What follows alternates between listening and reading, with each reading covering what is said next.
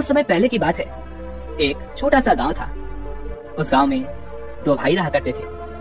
बड़ा भाई अंधा था, जिस कारण वो हमेशा घर पर ही बैठा रहता था, और छोटा भाई खेती किया करता था। लेकिन खेतों में अत्यधिक जानवर आने से पूरी फसलें नष्ट हो जाती थी, जिस कारण छोटा भाई बहुत परेशान हो चुका था।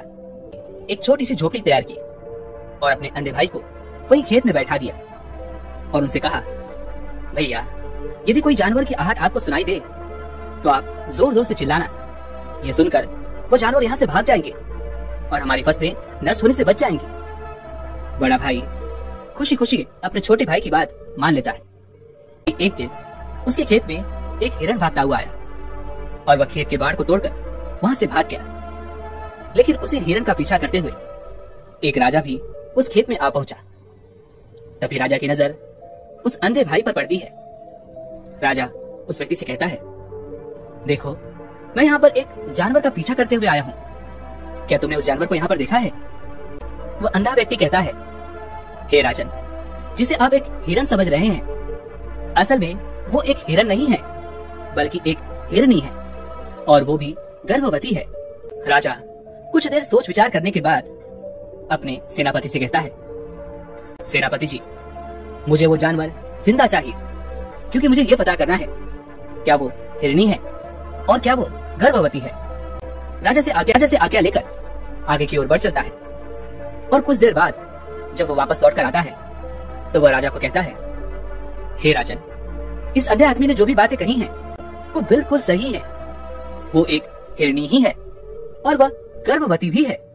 अंधा व्यक्ति राजा से कहता है, हे राजन, आप जिस हिरनी का पीछा कर रहे थे, वह हिरनी जब मेरे खेत में आई, उसकी रफ्तार और उसके भागने की आहट से मुझे ये एहसास हो चुका था कि ये एक हिरनी है, और मेरे खेत की जो बाड़ है वो बहुत छोटी है, उसकी ऊंचाई ज्यादा नहीं है। यदि कोई हिरण होता तो वो उस बाड़ को बड़ी आसानी से लांघ जाता, लेकिन वह हिरनी इस बाड़ को तोड़कर भागी है, और यदि वो इस बाड़ को छलांग लगाकर पार करने का प्रयास करती तो इससे उसके बच्चे को खतरा होता, और इसी बात से मैंने ये पता लगा लिया कि वह गर्भवती है। यह विचार लिए हुए राजा वहां से वापस अपने महल की ओर लौट जाता है। कुछ दिनों के बाद राजा अपने सेनापति को आदेश देता है कि जाओ और उस अंधे व्यक्ति को महल लेकर आओ। राजमहल पहुंच गया। राजमहल पहुंचते ही राजा उस अंधे व्यक्ति से कहता है, आप तो बड़े ज्ञानी हैं, बड़े पारखी हैं, आपको किसी भी बात का पता बड़ी ही आसानी से चल जाता है। आज मैंने आपको यहाँ पर इसलिए बुलाया है क्योंकि मैं आपसे ये जानना चाहता हूँ कि मेरी पत्नी पतिव्रता है या नहीं। यदि आप इस प्रश्न का उत्तर चाहते हैं तो उसके लिए आपको मेरा एक काम करना होगा। वह अंधा व्यक्ति कहता है, इसके लिए आपकी पत्नी को मेरे साथ कमरे में अकेले छोड़ना होगा। बिल्कुल वैसा ही करता है। अब राजा की पत्नी और वह अंधा आदमी एक कमरे में बंद हो चुके होते हैं। तभी वह अंधा आदमी राजा की पत्नी से कहता है, मुझे आपको छूना है। इस बात पर रानी अत्यधिक क्रोधित हो जाती है और उस अंधे आदमी को वह पकड़ पकड़ कर पीटने लगती है, कभी हाथों से तो कभी लातों से तो कभी पटक पटक कर। इस तरह से उन्होंने उस अंधे आदमी की खूब पिटाई की।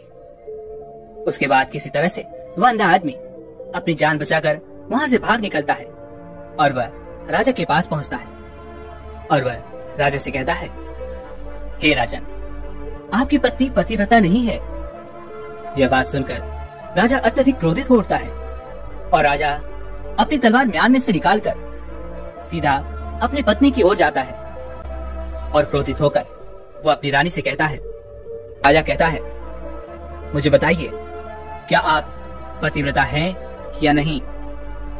इस पर रानी कहती है, हे राजन, आप भले ही मुझे जान से मरवा दीजिए, लेकिन मैं पतिव्रता नहीं हूँ। राजा यह बात सुनकर बहुत खुश हुआ। वो राजा कहता है, तो क्या इसका अर्थ यह हुआ कि मैं भी किसी के मन की बातें जान सकता हूँ? इस पर वह अंधा आदमी कहता है, हे राजन, अवश्य, किंतु उससे पहले आपको अपने ऊपर काम करना होगा, और वो है अपने मन को शांत करना, अपने मन को वर्तमान में लाना। जो 3 तरीके मैं आपको बताने वाला हूँ, इन 3 तरीकों से आप बड़ी आसानी से किसी के भी मन की बातें जान सकते हैं। सबसे पहला तरीका है, वह है आंखों पर ध्यान देना। किसी व्यक्ति से चेहरे के भी हाव भाव होते हैं, जिससे हम मन की बातें बड़ी आसानी से समझ सकते हैं। और इसी प्रकार तीसरी भाषा भी है, हाथों के इशारे और शरीर का व्यवहार। मन की बात समझने के लिए हमें हाथ के इशारे और शरीर के व्यवहार को समझना बहुत आवश्यक है।